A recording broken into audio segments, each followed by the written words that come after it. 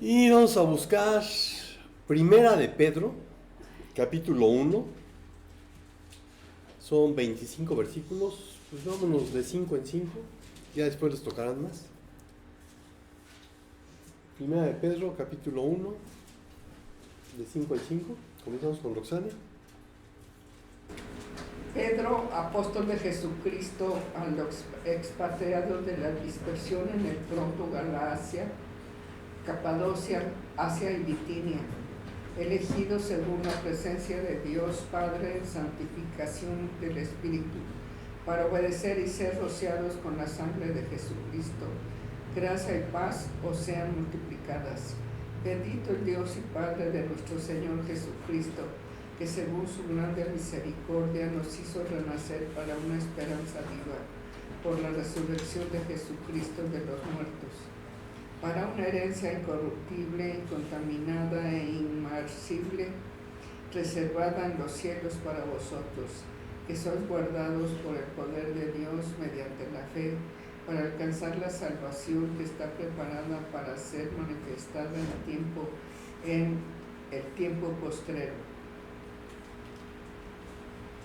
En lo cual vosotros os alegráis, aunque ahora por un poco de tiempo, si es necesario, tengáis que ser afligidos en diversas pruebas, para que sometida a prueba vuestra fe, mucho más preciosa que el oro, el cual, aunque perecedero, se prueba con fuego, sea hallada en alabanza, gloria y honra cuando sea manifestado Jesucristo, a quien amáis sin haberle visto, en quien creyendo, aunque ahora no lo veáis, os alegráis con gozo infalible y glorioso, obteniendo el fin de vuestra fe, que es la salvación de vuestras almas. Los profetas que profetizaron de la gracia destinada a vosotros, inquirieron y diligentemente indagaron acerca de esta salvación. Querían descubrir a qué tiempo y a cuáles circunstancias se refería el Espíritu de Cristo que estaba en ellos, cuando testificó de antemano acerca de los sufrimientos de Cristo y de las glorias que vendrían después de estos. A ellos se les reveló que no se estaban sirviendo a sí mismos, sino que les servían a ustedes. Hablaban de las cosas que ahora les han anunciado los que les predicaron acerca de las buenas noticias por medio del Espíritu Santo enviado del cielo. Aún los mismos ángeles anhelan contemplar esas cosas. Por eso, dispónganse para actuar con inteligencia, tengan dominio propio, pongan su esperanza completamente en la gracia que se les dará cuando se revele Jesucristo. Como hijos obedientes, no se amolden a los malos deseos que tenían antes, cuando vivían en la ignorancia. Más bien, sean ustedes santos en todo lo que hagan, como también es santo quien los llamó. También sean ustedes santos en toda su manera. Porque está escrito, santos, porque yo soy santo. Y si invocan como Padre a aquel que imparcialmente juzga según la obra de cada uno, condúzcanse con temor durante el tiempo de su peregrinación. Ustedes saben que no fueron redimidos de su vana manera de vivir, heredada de sus padres, con cosas perecederas como oro o plata, sino con sangre preciosa como de un cordero, sin tacha y sin mancha, la sangre de Cristo, porque Él estaba preparado desde antes de la fundación del mundo, pero se ha manifestado en estos últimos tiempos por amor a ustedes. Por medio de Él son creyentes en Dios, que lo resucitó de entre los muertos y le dio gloria, de manera que la fe y esperanza de ustedes sean en Dios. Puesto que en obediencia a la verdad ustedes han purificado sus almas para un amor sincero de hermanos, ámense unos a otros entrañablemente de corazón puro, pues han nacido de nuevo, no de un simiente corruptible, sino de una que es incorruptible, es decir, mediante la palabra de Dios que vive y permanece. ¿Sí?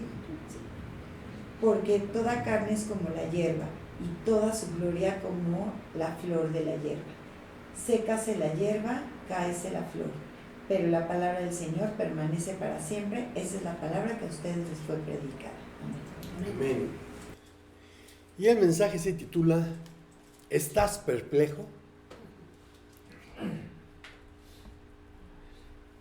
Y voy a comenzar hablando de administración. Un modelo sencillo de administración que mencionan en la universidad es el que se conoce como la administración científica, que fue propuesta por el ingeniero mecánico Frederick Winslow Taylor. Este ingeniero vivió de 1856 a 1915. Él efectuó sus primeras observaciones en 1878, a partir de su trabajo en la industria del acero. A ellas le siguieron una serie de estudios analíticos sobre tiempos de ejecución y remuneración del trabajo. Sus principales puntos clave fueron para determinar científicamente el concepto de trabajo estándar, crear una revolución mental y un trabajador funcional a través de diversos conceptos que plasmó en Shop Management, que se publicó en 1903. En base a sus observaciones, Taylor extrajo la idea de realizar un trabajo descomponiéndolo en tareas simples, cronometrarlas estrictamente y exigir a los trabajadores la realización de las tareas necesarias en el tiempo justo.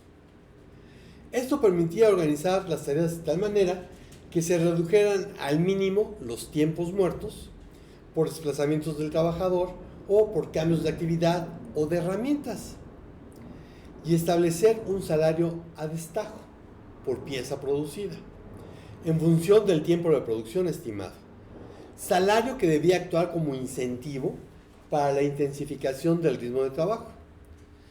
Con dicha planificación se pasaba el control del trabajo de manos de los obreros a los directivos de la empresa y se ponía fin al forcejeo entre trabajadores y empresarios en cuanto a los estándares de productividad. Taylor desarrolló los siguientes 5 principios.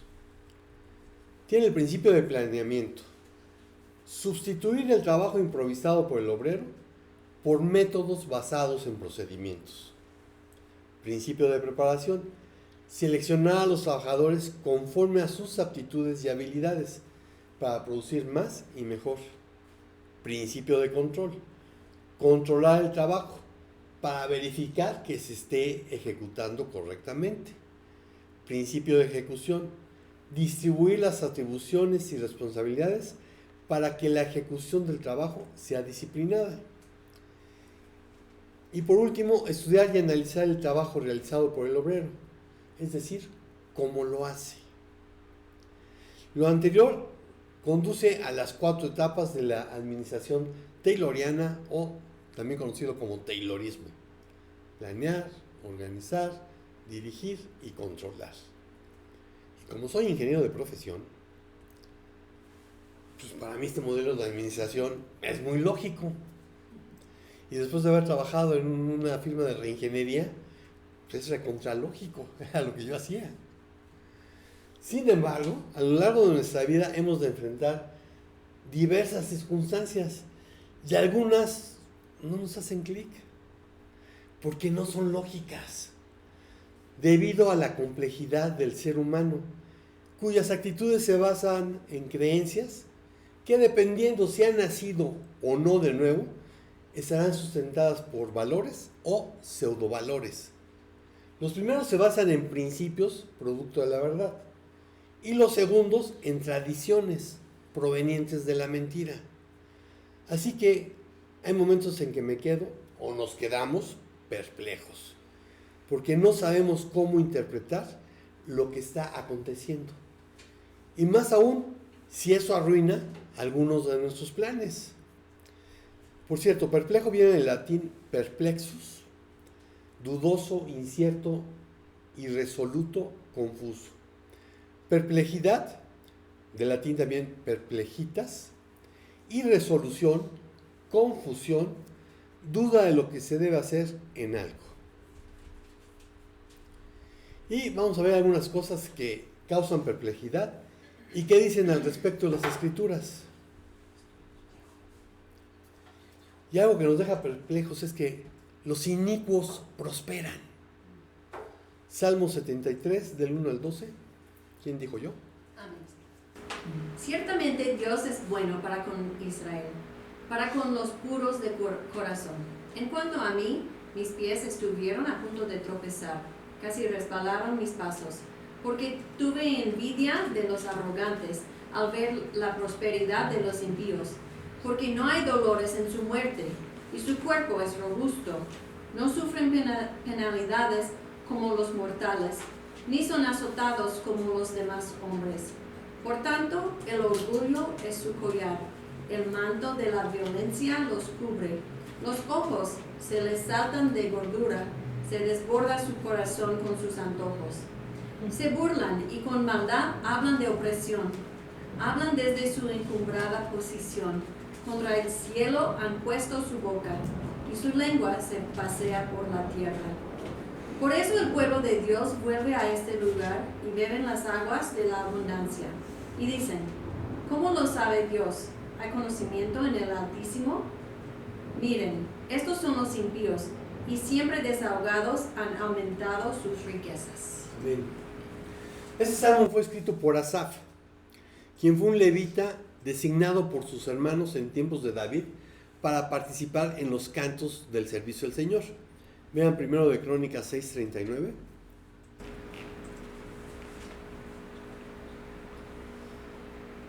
Amén.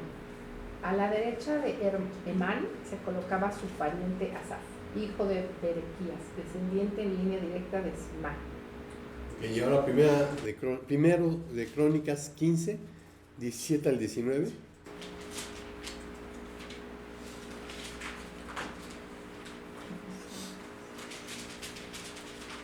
Amén.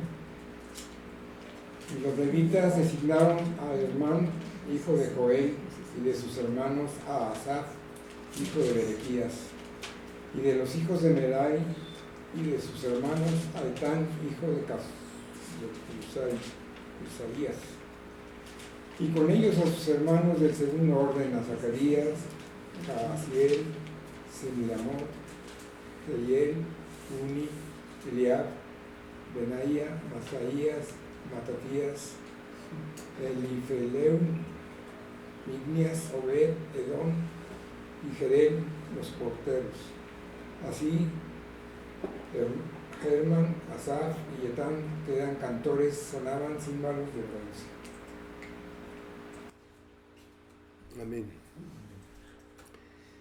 Y este Asaf participó activamente cuando David llevó el arca a Jerusalén y ministró continuamente delante del arca.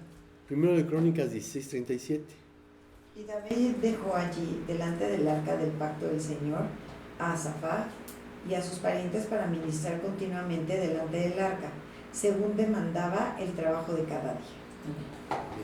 Además, profetizaba bajo las órdenes del rey. Primero de Crónicas 25:2.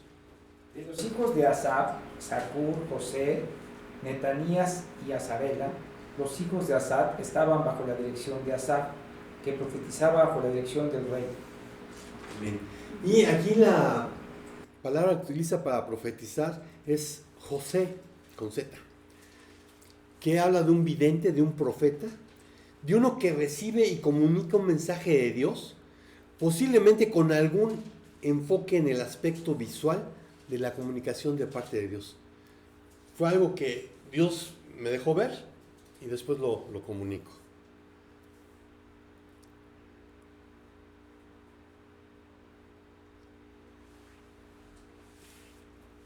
A esta Asaf se le atribuyen 12 salmos, el 50 y del 73 al 83. Entonces vean, este Asaf era un hombre que debe haber tenido un lugar en la corte del rey David. Seguramente tenía una buena relación con Dios. Digo, para estar delante del arca, para ser vidente, para estar llevando el mensaje de parte de Dios, tenía una buena comunicación, una buena relación con Dios. Y es este Asaf quien confiesa abiertamente que le faltó poco para caer. Porque envidiaba, estaba celoso, anhelaba profundamente el shalom, la paz, el bienestar, la prosperidad, la salud, la completud de los arrogantes, jactanciosos, a pesar de que son personas activamente malas, malvados, injustos y criminales. Bueno, y no puedo negar que los últimos acontecimientos en este país me han dejado perplejo. Porque yo esperaba un resultado que terminaría llevando ante la justicia a los culpables de la carencia de medicamentos y vacunas, de los niños muertos por falta de tratamiento oncológico, de la falta de empatía con las madres buscadoras, del daño ecológico ocasionado en el sureste del país, de la cínica corrupción y de tantas y tantas cosas. Pero me ha quedado claro una cosa, que a la mayoría le tiene sin cuidado. Y la mayoría no son los 35 millones que votaron, son también los 40 millones que otra vez se abstuvieron. Proverbios 24, del 24 al 25. Amén. Al que dice al impío, eres justo, lo maldecirán los pueblos, lo aborrecerán las naciones. Pero los que lo reprenden tendrán felicidad, y sobre ellos vendrá abundante bendición. Proverbios 16, del 1 al 9. Amén. Los propósitos del corazón son del hombre, pero la respuesta de la lengua es del Señor. Todos los caminos del hombre son limpios ante sus propios ojos, pero el Señor sondea los espíritus. Encomienda tus obras al Señor y tus propósitos se afianzarán. Todas las cosas hechas por Él, todas las cosas hechas por el Señor tienen su propio fin, hasta el impío para el día del mal. Abominación al Señor es todo el que es altivo de corazón. Ciertamente no quedará sin castigo. Con misericordia y verdad se expía la culpa, y con el temor del Señor el hombre se aparta del mal. Cuando los caminos del Señor son agradables al Señor, aún a sus enemigos hace que estén en paz con Él. Mejor es poco con justicia que gran ganancia con injusticia. La mente del hombre planea su camino, pero el Señor dirige sus pasos. Entonces yo puedo entender muy bien cuando Asaf dice, estuve a punto de caer y poco faltó para que resbalara. Por perplejo que estés, que tu pie no resbale. Otra cosa que nos puede dejar perplejos es, el poderoso abusa. Primero de Reyes 22, del 24 al 28. Primero de Reyes 22, 24 al 28. Amén. Al oír esto, Sedequías, hijo de Kenaná, se levantó y le dio una bofetada a Micaías. ¿Por dónde se fue el espíritu del Señor cuando salió de mí para hablarte?, preguntó. Micaías contestó, lo sabrás el día en que andes de escondite en escondite. Entonces el rey de Israel ordenó, tomen a Micaías y llévenselo a Amón, el gobernador de la ciudad, y a Joas, mi hijo. Díganles que ordeno que le echen en la cárcel y solo le den pan y agua, hasta que yo regrese sin contratiempos. Micaías manifestó, si regresas en paz, el Señor no ha hablado por medio de mí. Tomen nota todos ustedes de lo que estoy diciendo. Micaías realmente se llama Micayehu, que significa quién es como Yah, quién es como el Señor. Vivió alrededor del 848 a.C. y solo aparece en Primero de Reyes 22 y en la historia paralela de Segundo de Crónicas 18. Sin embargo, nadie puede decir que no era un profeta de Dios. Vean Deuteronomio 18, 20 al 22. Amén. Pero el profeta que hable con orgullo en mi nombre, una palabra que yo no le haya mandado hablar, o que hable en el nombre de otros dioses, ese profeta morirá. Y si dices en tu corazón, ¿cómo conoceremos la palabra que el Señor no ha hablado? Cuando un profeta hable en el nombre del Señor, si lo que fue dicho no acontece ni se cumple, esa es palabra que el Señor no ha hablado. Con arrogancia la ha hablado el profeta, no tendrás temor de él. Amén. La Biblia nos dice que Micaías fue abofeteado, encerrado y puesto a una dieta de poco pan y poca agua. Pero no dice qué sucedió cuando su profecía se cumplió. Murió, pues, el rey y fue llevado a Samaria. Luego sepultaron al rey en Samaria. Lavaron el carro junto al estanque de Samaria, donde las prostitutas se lavaban, mientras los perros lamían su sangre, conforme a la palabra que el Señor había hablado. los demás hechos de Acab y todo lo que hizo, la casa de marfil y todas las ciudades que edificó, ¿no están escritos en el libro de las crónicas de los reyes de Israel? Acab reposó con sus padres y su hijo Ocosías reinó en su lugar. Pero no me dicen qué pasó con Micaías. Se pueden elucubrar muchas teorías en cuanto a su fin, pero una regla de hermenéutica básica es: cuando la Biblia habla poco, mejor me callo. Cuando la Biblia habla mucho, yo me explayo. Así que, si la Biblia no dice mucho, mejor cállate. Micaías sufrió el abuso de Acab, uno de los 20 reyes del reino del norte, de los cuales la Biblia dice que hicieron lo malo ante los ojos del Señor. Todos los reyes del norte. Pero, a la verdad, ninguno fue como Acab, que se vendió para hacer lo malo ante los ojos del Señor, porque Jezabel, su mujer, lo incitaba. Bueno, este país tiene una larga historia, aún antes de la conquista, de poderosos abusando de su poder.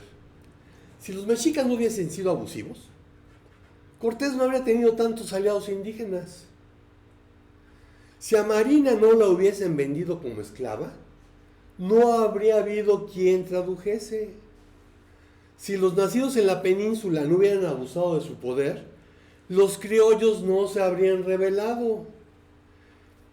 Y podemos seguir examinando la historia, no solo de México, sino del mundo, para encontrarnos con alguien que se cree superior a los demás. Y al obtener el poder, lo usa en su propio beneficio, mintiendo, robando y engañando. Pero como dice el dicho, la culpa no la tiene el indio, sino quien lo hace compadre. O citando a Joseph de Maistre, cada pueblo o nación tiene el gobierno que se merece. Frase que modificó años más tarde André Malraux, diciendo: no es que los pueblos tengan los gobiernos que se merecen, sino que la gente tiene los gobernantes que se le parecen. Un político inglés, William Pitt, el viejo, porque había el joven, este vivió de 1708 a 1778, conde de Chatham, primer ministro británico, desde 1766 hasta 1770. Al dirigirse a la Cámara de los Lores del Reino Unido, dijo: el poder ilimitado tiende a corromper las mentes de quienes lo poseen. John Emerich Edward d'Albert Acton, primer barón de Acton, vivió de 1834 a 1902, conocido simplemente como Lord Acton, expresó en una carta al obispo Mandel Creighton en 1887: el poder tiende a corromper y el poder absoluto corrompe absolutamente. Los grandes hombres son casi siempre hombres malos. En breve veremos lo que pasa en tratándose de una presidenta. Habla en lugar de los que no pueden hablar. Defiende a todos los desvalidos. Habla en su lugar y hazles justicia. Defiende a los pobres y menesterosos. Por perplejo que estés, no permitas los abusos. Otra cosa que también causa perplejidad es que el llamado acarrea sufrimiento. Segunda a los Corintios 11, 23 al 33.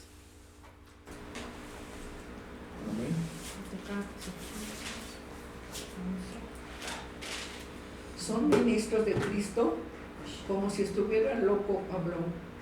Yo más, en trabajos más abundante, en azotes sin número, en cárceles más, en peligros de muerte muchas veces. De los judíos 5 veces he recibido 40 azotes menos uno. 3 veces he sido azotado con varas, 1 vez apedreado, 3 veces he padecido un naufragio. Una noche y un día he estado como un naufragio en alta mar. En caminos muchas veces, en peligros de ríos, peligros de ladrones, peligros de los de mi nación, peligros de los gentiles, peligros de la ciudad, peligros en el desierto, peligros en el mar, peligros entre falsos hermanos, en trabajos y fatiga, en muchos desvelos, en hambre y sed, en muchos ayunos, en frío y en desnudez, y además otras cosas, lo que sobre mí se agolpa cada día, la preocupación por todas las iglesias. ¿Quién enferma y yo no enfermo? ¿Quién enferma y yo no enfermo? A quien se le hace tropezar y yo no me indigno. Si es necesario gloriarse, me gloriaré en lo que es de mi debilidad. El Dios y Padre de nuestro Señor Jesucristo, quien es bendito por los siglos, sabe que no miento. En Damasco, el gobernador de la provincia del rey Aretas guardaba la ciudad de los damascenos para prenderme, y fui descolgado del muro en un canasto por una ventana y escapé de sus manos. Amén. Bueno, hasta el momento de escribir esta carta, el libro de Hechos solo nos habla de un encarcelamiento de Pablo. Y aquí les ha hablado de muchas prisiones. Sin embargo, Clemente de Roma, que vivió del 35 al 99 después de Cristo, escribe que Pablo había sido encarcelado 7 veces en diferentes oportunidades.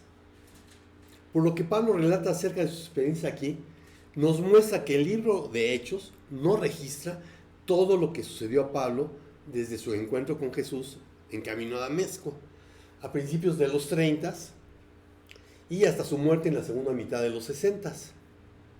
Ahora, este Clemente de Roma parece que conoció tanto a Pedro como a Pablo. Cuando Jesús envió a sus discípulos, les advirtió que serían perseguidos. Mateo 10, 16 al 18.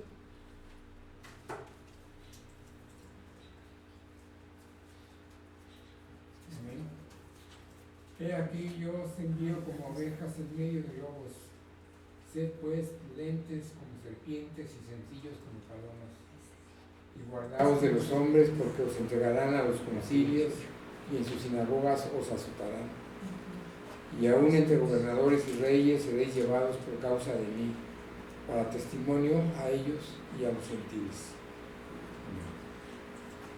Randolph Vincent Greenwood Tasker, este hombre vivió en 1895 a 1976 y es uno de los traductores de la New English Bible. Él dijo: nunca ha habido en la historia de la iglesia cristiana un tiempo en que haya estado libre de traición en su interior. Hubo un Judas entre los primeros apóstoles y ha habido traidores en el campamento desde entonces. Cuando leí esto me recordaba de una historia que en algún momento seguramente fue anécdota. Y digo que seguramente fue anécdota porque me la han contado en diversos países. Entonces no voy a poner ningún país, simplemente en un país de estos donde los cristianos son perseguidos. La historia que me contaron, estaban la iglesia reunida en un culto y de repente llegó gente armada y dijo que los iba a matar. Pero que aquellos que quisieran abjurar de su fe se podían ir libres y sanos. Entonces hubo quienes desertaron. ¿Seguro que ya nadie se quiere ir? No. Ok. Continuemos con el culto, hermanos. Seguramente fue anécdota, pero siempre ha habido traidores. De hecho, cuando empezó la persecución en el primer siglo, hubo muchos cristianos que abjuraron de su fe. Y los que se habían mantenido firmes después no los querían recibir. Y me puedo tratar de poner en los zapatos de uno y del otro, pero ¿qué confianza puedo tener de que no me vas a volver a traicionar? Sí, el perdón es gratis. La confianza se gana. Y una vez que la has perdido, cuesta mucho recuperarla. Cuando Ananías ponía objeciones para obedecer al Señor e ir a restaurar la vista de Saulo, se le dijo: ve, porque él es mi instrumento elegido para llevar mi mensaje a los gentiles y a reyes, como también al pueblo de Israel. Y le voy a mostrar cuánto debe gozar, no, sufrir por mi nombre.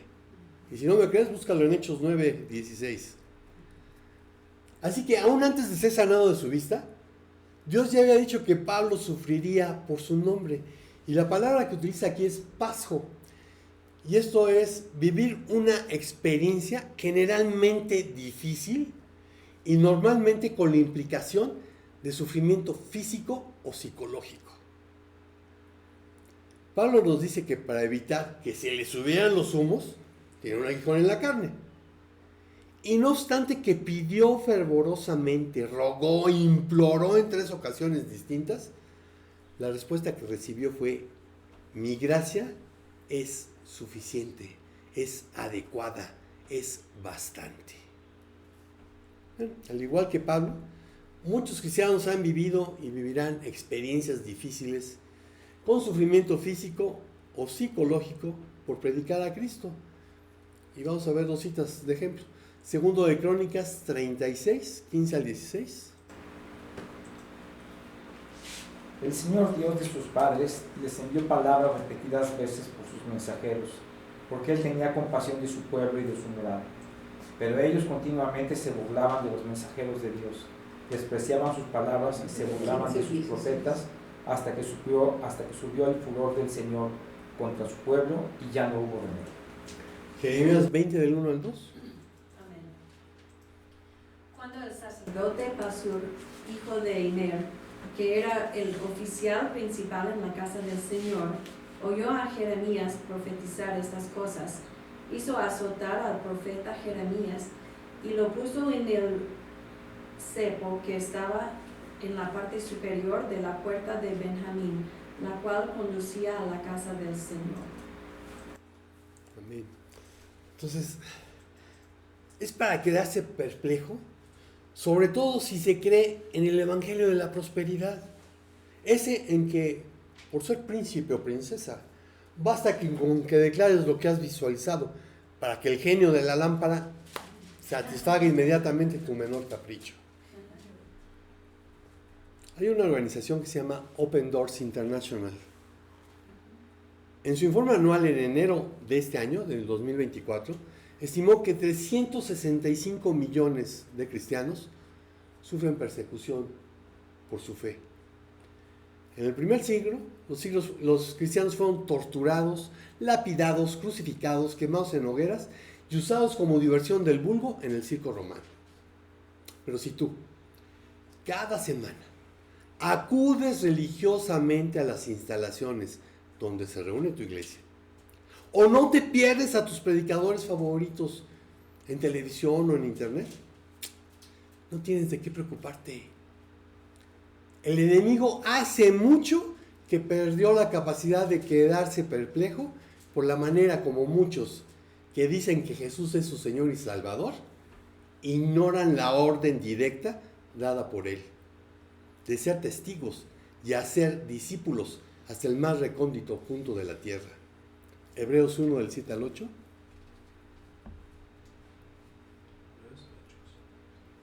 ¿Hechos o hechos? Hechos 1 del 7 al 8.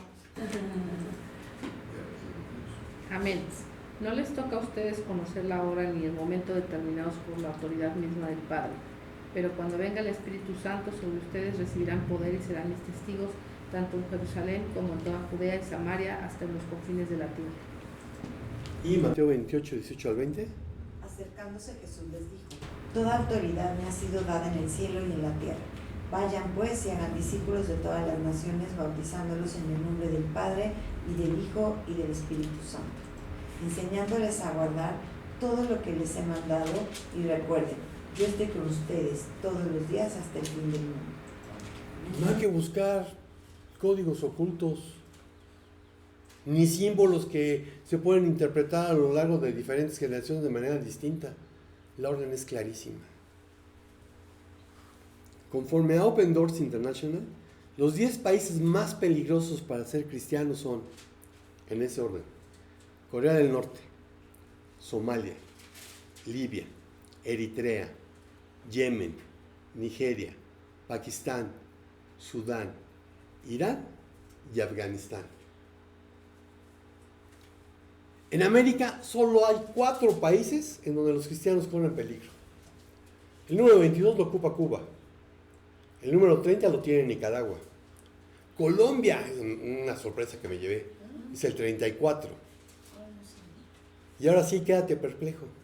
México es el 37. Se persiguen más cristianos en México que en Egipto, que en Turquía. Egipto es el 38, Turquía es el 50. Pues aunque la mayoría de la población de México se declara católica, muchos cristianos viven en riesgo de persecución, particularmente por parte de bandas criminales, carteles de la droga y grupos indígenas. En muchas partes del país, la presencia de grupos criminales está creciendo, abrazos no balazos. Los cristianos que hablan audazmente en contra de sus actividades o que participan en trabajos comunitarios o de evangelización, particularmente con jóvenes, drogadictos e inmigrantes, son considerados una amenaza, lo que los convierte en un objetivo. Las autoridades no han querido contener la creciente influencia de estos grupos criminales, lo que deja a los cristianos aún más expuestos a los ataques.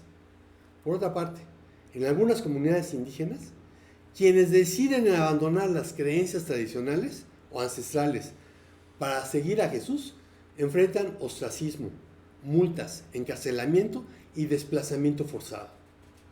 Debido a que los líderes indígenas son quienes administran justicia en esas áreas, los cristianos no tienen a nadie que investigue lo que está mal y proteja su libertad religiosa.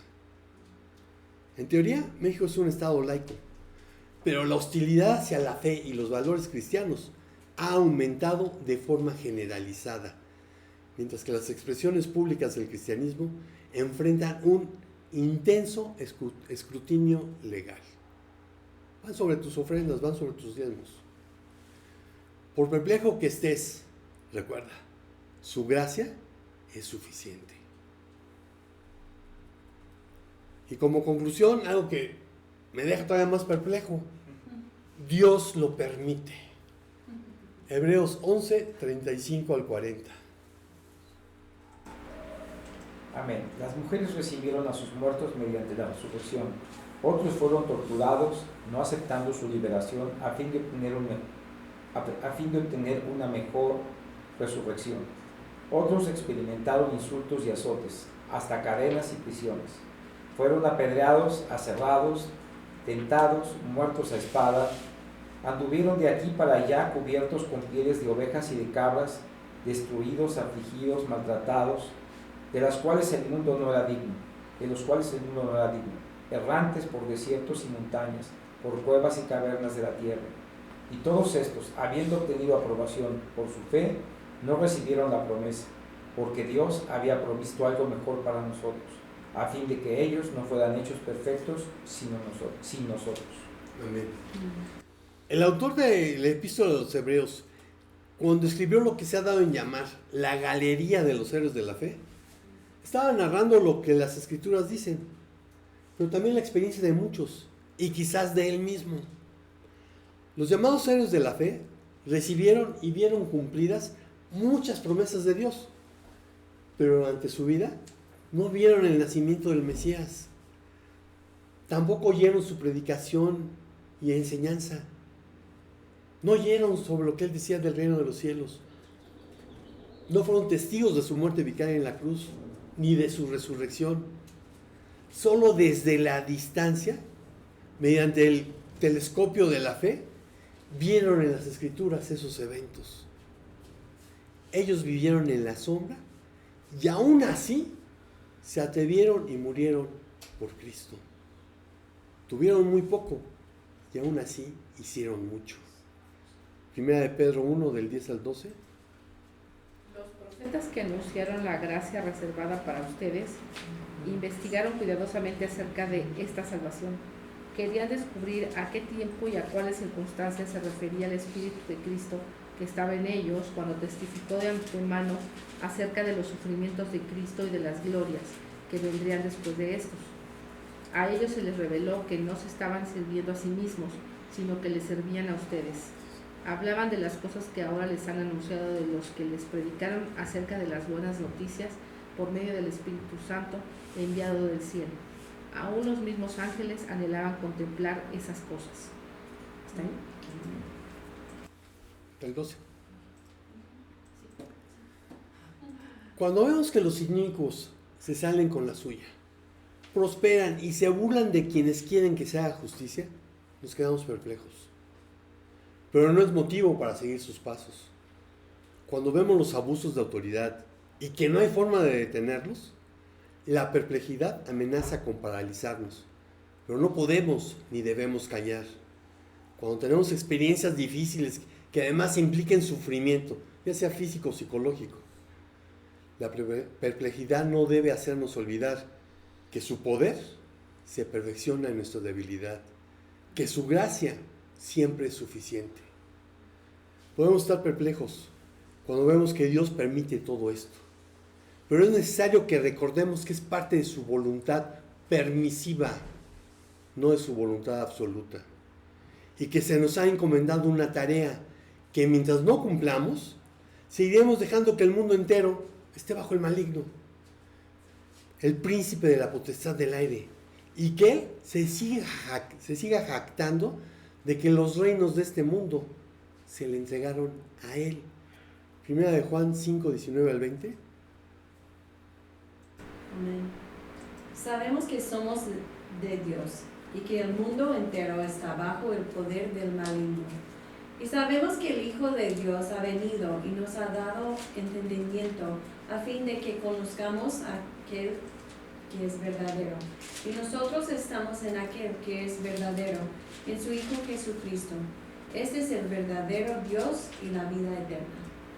Efesios 2, del 1 al 2. Amén. ¿Quién les dio vida a ustedes que estaban muertos en sus delitos y pecados, en los cuales anduvieron en otro tiempo, según la corriente de este mundo, conforme el príncipe de la potestad del aire, el espíritu que ahora opera en los hijos de desobediencia? Y Lucas 4, del 5 al 8. El diablo lo llevó a una altura y demostró en un instante todos los reinos del mundo. Todo este dominio y su gloria te daré, le dijo el diablo, pues a mí me ha sido entregado y a quien quiero se lo doy. Por tanto, si te postras delante de mí, todo será tuyo. Jesús le respondió, escrito está,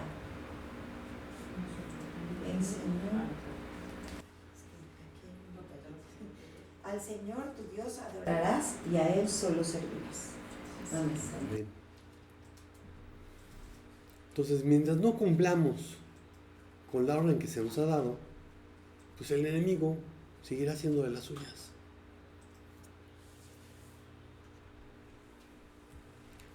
Si queremos que Dios aplaste a Satanás, es necesario que se note nuestra obediencia. Romanos 16, 19 al 20.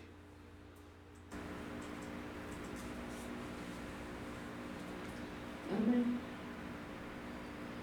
Porque vuestra obediencia ha venido a ser notoria a todos. Así que no me gozo de vosotros, pero quiero que seáis sabios para el bien e ingenuos para el mal. Y el Dios de paz aplastará en breve a Satanás bajo vuestros pies. La gracia de nuestro Señor Jesucristo sea con vosotros. Amén. Y contrario a lo que muchos piensan, la más importante enseñanza de Apocalipsis es muy sencilla de entender. Nosotros ya ganamos. Apocalipsis 12:11. Amén. Y ellos le han vencido por medio de la sangre del Cordero y de la palabra del testimonio de ellos, y menospreciaron sus vidas hasta la muerte. Y ahí mismo en Apocalipsis 19:20. Amén. Y la bestia fue apresada, junto con el falso profeta, que hacía señales en su presencia, con las cuales engañaba a los que habían recibido la marca de la bestia y a los que adoraban su imagen. Los dos fueron arrojados vivos a un lago de fuego que arde con azufre. Amén. Y Apocalipsis 20, 10 al 15.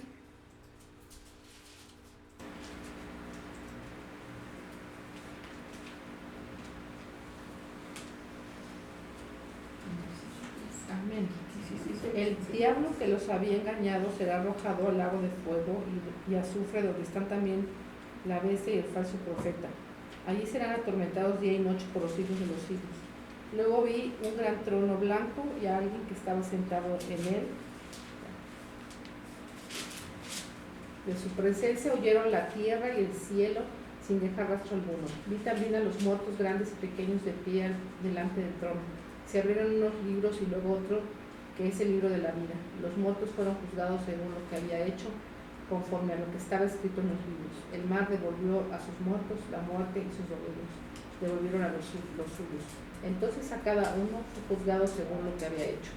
La muerte y sus dominios fueron arrojados al lago de fuego. Este lago de fuego es la muerte segunda. Aquel cuyo nombre no estaba escrito en el libro de la vida era arrojado al lago de fuego. El 20 años. Sí, ya.